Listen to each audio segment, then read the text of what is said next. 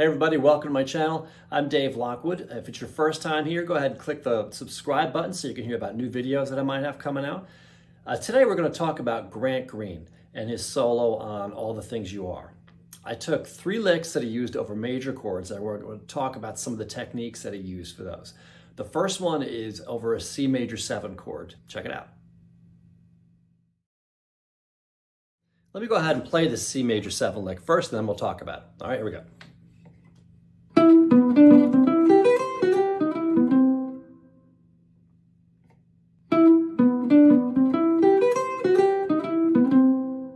All right, so I'm looking at this C major 7, sort of in your E shape if you think of your caged forms. All right, so it starts on the 3rd, and Grant Green does what I would call sort of a delayed enclosure pattern.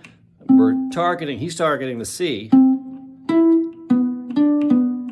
So he goes a note below the C, a note above the C in the C major scale. Right, and then he finally arrives on it, right? So,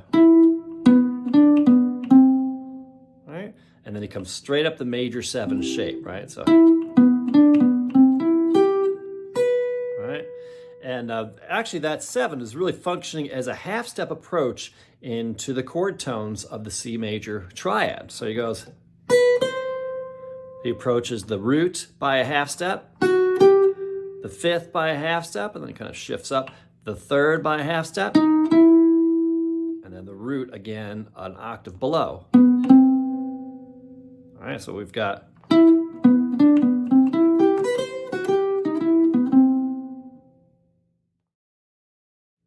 lick number 2 is in G. I'm going to play it in the same area, sort of in the 7th through 10th fret area. So we're in the key of G, so it's going to be a C-shaped major 7 chord. So it's going to be 10, 9, 7, 7. That's kind of your chord grip frame of reference here, right? So he does a similar thing to what he does on the previous lick over C, but it's a little bit different.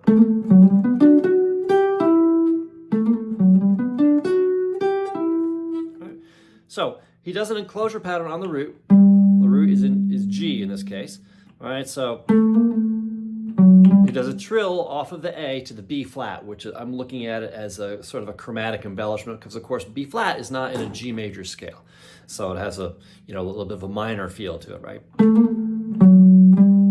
If I take away that embellishment, it's just a diatonic note above going to a diatonic note below our target note, which is the G. So, all right, that's without the hammer-on that he uses. There it is. Back in there. Okay, so once he hits that root, he goes straight up the major 7 chord. All right. All right. And then he ends that lick. It's a very short lick, but he comes up to the root and then down to the 6. So he's ending on the 6 on this one. And so a difference between this one and the one he did over C is that when he did the one over C, he didn't land on the root on a downbeat. It was on an upbeat. He landed on the 7th on a downbeat, right? So that's a little bit of difference, right? So he goes downbeat on the G, right? So that's a little bit of difference. He goes straight up the 7th chord, just like he did over the C, and ends it differently. So you've got 2 different ways to go into that 7th chord arpeggio, and 2 different ways to end it, right? So let's go on to the 3rd lick. All right, the 3rd lick is over an A flat major 7 chord at the end of the 1st chorus of Grant Green's version of All the Things You Are. So here it goes. All right, so it's in A flat starting on the 5th.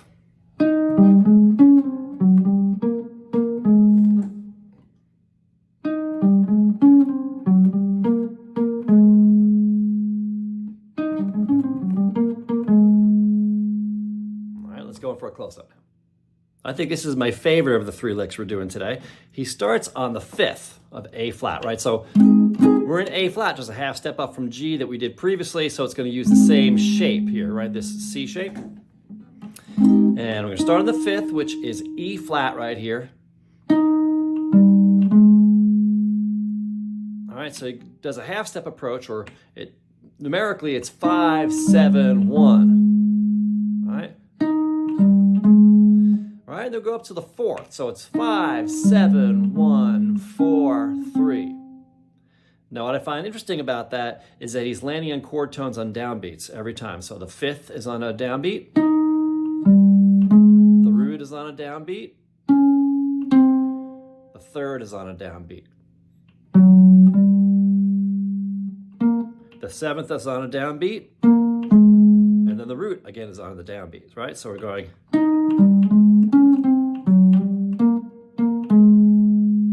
So that's a really cool lick. So what we're going to do next is we're going to take those 3 licks and put them all in the key of C. So we have, instead of having separate ideas to play in the different keys, we can have, 3 times the amount of ideas to play in one key.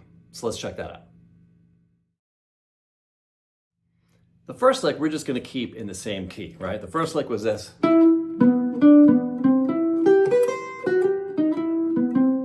That was already in the key of C major. The second one was in the key of G, so we're going to move that to the key of C, right? So the second one, right, started on the 9 or the 2 of the scale. So the 2 in the key of C would be D.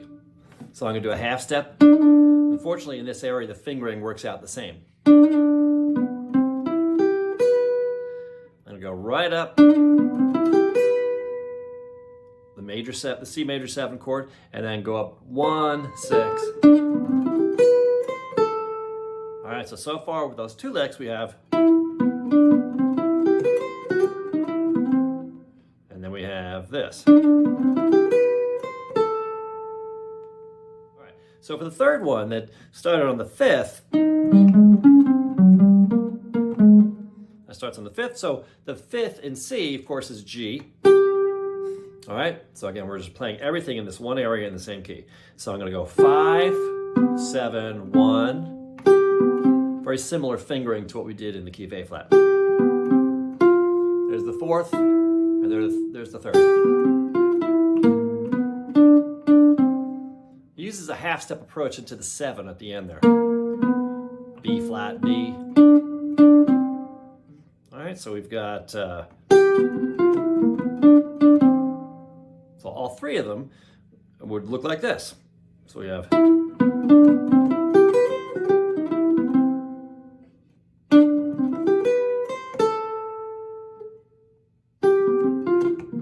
try that one again.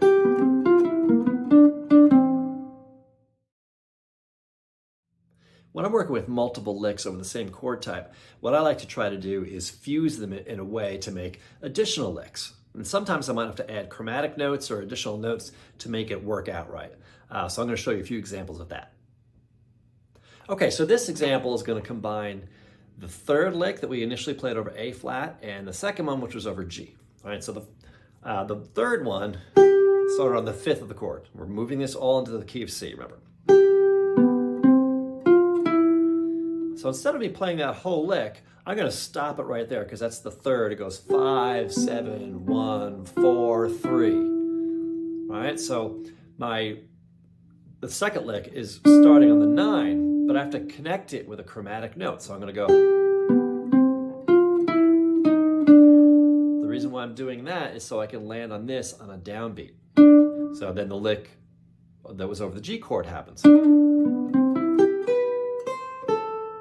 The whole lick goes like this. All right, so for the second one, I'm going to combine the 3rd one with the 1st one. Okay, so here we go. Let me go ahead and play it.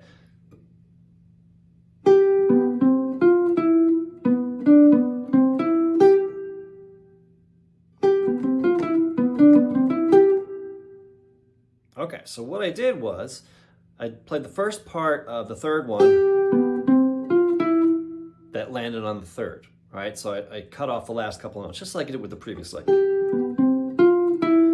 And the first one started on the 3rd, so I'm going to start up the 3rd. Instead of completing the whole thing, doing all that, I'm going to cut off a few notes at the end. All right, so sometimes by eliminating notes, we come up with an additional lick. All right, well, that's it for this video. If you learned something from this video, go ahead and click the like and subscribe so you can hear about more videos. Until next time, I'll see you later.